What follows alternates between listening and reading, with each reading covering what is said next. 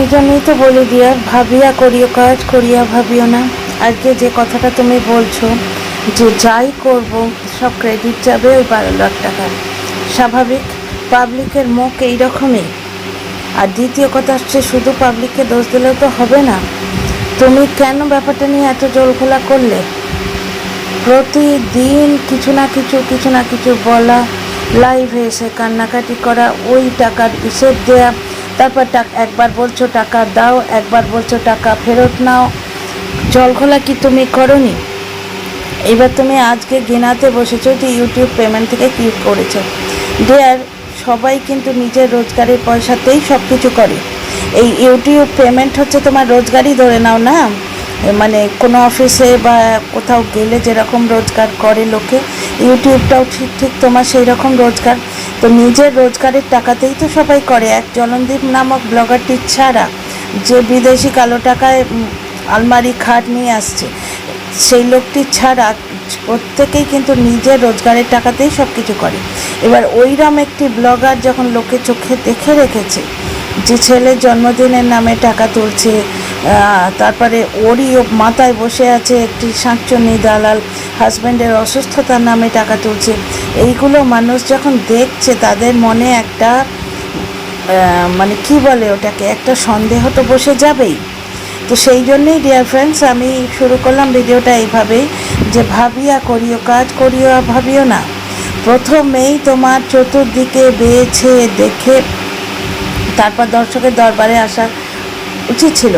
লোকে আত্মীয় স্বজনের কাছে টাকা চাইতে চায় হাজারবার ভাবার পর। নিজেরা যখন একেবারে অপারগ হয়ে যায় তখন যায় আত্মীয় স্বজনের কাছে। ফোনের অপশানটা আগে ভাবনি কেন? প্রথমে আমি প্রথম দিন থেকে, অনেক দিন থেকে তোমার ভিডিও ফলো করছি, আমি প্রথম থেকে বলিনি, ভেবেছিলাম যে না, একটা অসুস্থ ছেলের মা, সে হতভম্ব হয়ে গিয়ে, মানে কিং কর্তব্য বিমূঢ় হয়ে গিয়ে হঠাৎ করে এইরকম একটা কাজ করে ফেলেছে।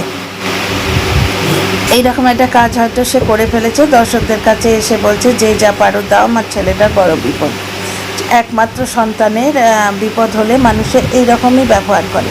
ওই জন্য অনেক দিন দেখার পরও, অনেক কন্টেন্ট ক্রিয়েটারের ভিডিও দেখার পরও আমি কোনো দিন তো এই ব্লগটাকে নিয়ে ভিডিও করিনি।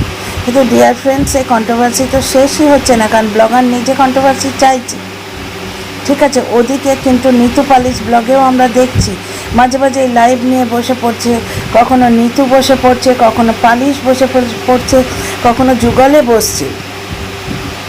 সেদিন পালিশ একটা ভিডিও করে বলল, মানে লাইভ করে বলল যে কেন আমি স্টেপ নিতে পারবো না, যারা আমাদের ফটো ইউজ করেছে, যারা আমাদের নামে যা তা কথা বলছে, ওইটুকুই শুনেছি, আগে আর এগোয়নি, বিরক্ত লাগছে। ব্লগিং করবে না কন্ট্রোভার্সি করবে বাপু, আগে ডিসাইড করে নাও। ব্লগিং করতে হয়, ব্লগিং করো, পিওর ব্লগিং করো, ভালো লাগে। করোনার সময় কত ব্লগারের ভিডিও দেখতাম, কেন বলো তো, অনেক সময় ক্লান্তিতে বা নিজের মানসিক এবং শারীরিক অবস্থায় কাজ করতে ইচ্ছে করে না, তখন এই ব্লগগুলো দেখলে না মোটিভেটেড ফিল করি, যে দেখো কত কাজ করছে, আমিও করি।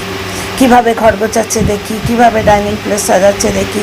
এই জন্যেই লোকে ব্লগ দেখে, নাকি ফালতু কন্ট্রোভার্সি দেখে মাথা ভারী করার জন্য লোকে ব্লগ দেখে। কন্ট্রোভার্সি জোনার একটা আছে তো, লোকে কন্ট্রোভার্সি যখন দেখতে ইচ্ছে করে এবং যারা দেখতে পছন্দ করে তারা পার্টিকুলার কন্ট্রোভার্সি জোনে যায়, গিয়ে সেই ভিডিওগুলো দেখে। অ্যাকচুয়ালি ব্লগাররা কন্ট্রোভার্সি চাইছে, দেখতে পাচ্ছ তো ডিয়ার ফ্রেন্ডস, ব্লগাররা কীভাবে কন্ট্রোভার্সি চাইছে। আজকে প্রিয়সোনার মা কি বলল, যে আমার আজকে ভিডিও দিতে ইচ্ছে করছে না, তাই এই কথাগুলো জবাব দিচ্ছি। হোলি নিয়ে বলেছে গায়ে মাখেনি, ঠিক আছে। তারপর আরও কি বললো, যে যা করব এখন ক্রেডিট ওই 12 লাখ টাকা যাবে, ঘটনা তাই, এটা পাবলিকের নেচার। ভিড়ে যখন কোনো মানুষকে পেটে না, ধরো একটা জায়গায় প্রচণ্ড ভিড় জমেছে, কেউ না কেউ কাউকে পিটছে। পাশার বাই একজন লোক যাচ্ছিল, একটা পাশার বাই যাচ্ছিল, সে জানেও না কারণটা সে জানেও না, সেও একটু হাত সাফ করে দিয়ে চলে গেল, দুটো চাঁটি মেরে দিয়ে চলে গেল। ভিড় এটাকেই বলে। আসবে দর্শকেরা, আলগা একটা কমেন্ট ছেড়ে দিয়ে চলে যাবে, ঠিক আছে। এই যে আজ যেমন এই ব্লগটা দেখলাম, একজন লিখেছে তোমাকে আগে নিজের মতো লাগতো, এখন আর ভালো লাগে না। তাছাড়া কিরম আমলান বদনে বলছে, আমি যদি একটি হালকা মিথ্যে কথা বলতাম যে ব্যাঙ্গালোরের কোনো দিদি আয়ুষ সোনাকে ভালোবেসে গাড়িটা দিয়েছে। এই জিনিসই কিন্তু আমরা জলনদীপের ব্লগেও শুনতে পাই, এই কথারই প্রতিধ্বনি শুনতে পাই নাকি? মানে ব্লগাররা এখন একজন একজনকে দেখে অনুপ্রাণিত হচ্ছে। এই ব্লগারটি জলনদীপকে দেখে অনুপ্রাণিত হচ্ছে যে কিভাবে মিথ্যে কথা বলে দর্শকদের থেকে টাকা হাতিয়ে জিনিসগুলো করা যায়। ঠিক আছে, ওই 12 লাখ টাকা নিয়ে এত কাদা ছোঁড়াছুড়ি করার দরকার কী ছিল? তুমি দর্শকদের কাছ থেকে চেয়েছো, ঠিক আছে, ঠিক আছে, তারপরে দর্শকরা ঢেলে দিয়েছে যতটুকু পেরেছে, যার যা ক্ষমতা। তারপরে সেই টাকা নিয়ে যে পুরো টাকাটা উঠলো না, এত টাকা লাগবে, টাকা উঠলো না বলে আমরা যাচ্ছি পুনেতে, এইরকম করে কত কন্ট্রোভার্সি হলো। পুনে থেকে ফটাক করে চলে এলে, লোকে বারবার বলল যে একবার বাচ্চাটাকে ওষুধ দিয়ে তার রিয়াকশানটা দেখে আসতে পারতে, যেটা স্বাভাবিক লজিক্যাল কথা ওর মাথায়, মানে দর্শকদের মাথায় আসে, সেটাই লোকে বলেছে। ঠিক আছে, তো তুমি যদি এই রকম এভরি সেকেন্ড দিন ব্লগের মাঝখানে কন্ট্রোভার্সি দাও, তাহলে তো লোকে বুঝেই যাবে তুমি কন্ট্রোভার্সি চাইছো, তা না? এবার স্বাভাবিক তো, লোকে 2 টাকাও যদি কারোর থেকে নেয়, কিছু করলেই লোকে বলবে বাহ, এখন তো ফুটানি মারার পয়সা আছে, অথচ আমাদের কাছ থেকে 2 টাকা চেয়ে নিয়ে গেল। এটা মানুষের নেচার, এটা মানুষের নেচার। ওই জন্যই তো লোকে বলে করিয়া করিও কাজ, করিয়া ভাবিও না। টাকাটা চাইবার আগে এইসব অপশানগুলো ভাবতে হতো। ঠিক আছে, টাকা চাওয়ার পর তুমি যখন দেখলে পুরো টাকাটা উঠছে না, তখন একদিন ভিডিও করে বলে দিলে ঠিক আছে। সেই ব্যাপারটা নিয়ে রেগুলার কাদা ছোঁড়াছড়ি, লাইভে আসা, কন্টেন্ট করা। আজকে এই যে তুমি কি বললে কথাটা, যে আমার ব্লগ করতে ভাল লাগছে না, ভিডিও করতে ভালো লাগছে না, তাই জবাব দিচ্ছি।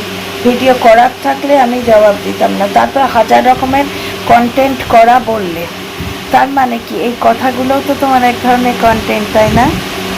কাকে বোকা বানাচ্ছ?